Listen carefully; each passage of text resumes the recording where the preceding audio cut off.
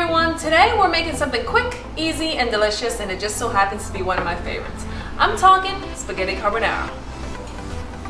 You're gonna need olive oil, salt and pepper, eggs, a few different cheeses, whatever you like. I have Parmesan, Romano, and Pecorino, cheese grater, and then pancetta, or you can use bacon.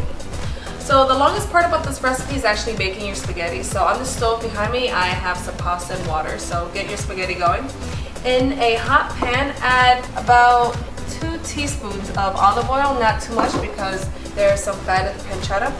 So with your pancetta, dice it up as big or small as you would like. I prefer buying chunks, so I can dice it up as big as I like because I like it bigger than the store-bought pre-minced ones.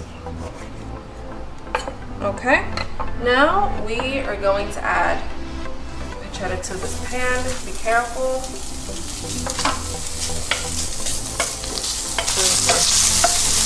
Alright, we are going to occasionally stir this for another 5 to 8 minutes so it's golden brown. I like my pancetta crispy. So I normally go until I achieve that. But as long as it's cooked, you can stop whenever you like. While we wait for the pancetta, let's get started on our eggs. So in a bowl, we only want the yolk. So separate the yolk from the white, like so. And then in here, we are going to add our cheeses. So I have a little bit of Romano and Pecorino on here. Romano tends to be pretty salty, so be careful with that.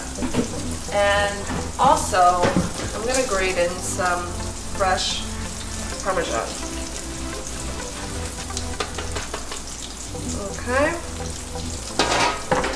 We're going to give this a whisk. My rule of thumb is 1 yolk per person. Or if you like it extra rich, we could do 1 1/2. To this, I would add in some white pepper. You can also use black pepper if you like, but whenever I make a light color sauce, I always use white pepper just so you don't see the little specks, and it looks prettier that way, but you can use black pepper, not a problem. I like to hold off on the salt when I'm making carbonara just because the pancetta is salty, the cheeses are salty, so I don't want to add too much salt on that. You can add it later if you want, but I wouldn't add any salt today. So this is pretty much where I want my pancetta to be. Now lower your heat as low as it can go, and now we're going to add in just our spaghetti.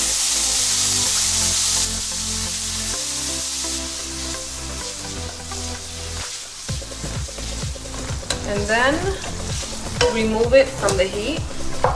It's very important because we are going to add our eggs in here, and you don't want it on the heat because you don't want the eggs to scramble. Do not throw away your pasta water. We're going to use it later. Okay.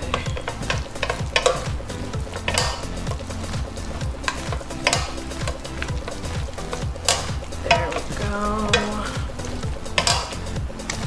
And to this, we can add in a ladle of our starchy pasta water.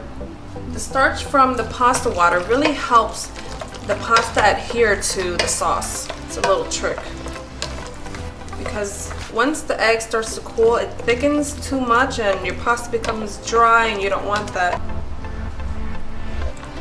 This right here is what we want. I mean, some people prefer it thicker, some people want it creamier. Up to you. You can adjust that with the amount of eggs you put in, the amount of pasta water you add in here. And you know what?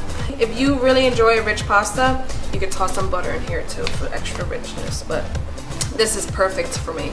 Oh yes. I like to add in some Parmesan and crushed red peppers. So excited.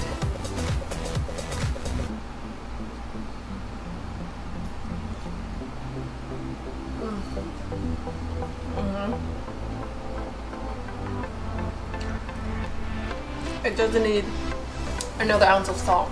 It's perfect, it's creamy, and it's super easy. So go try this recipe. You can find this complete recipe on my website at friesandthighs.com. Please don't forget to subscribe and give me a thumbs up. I'll see you later.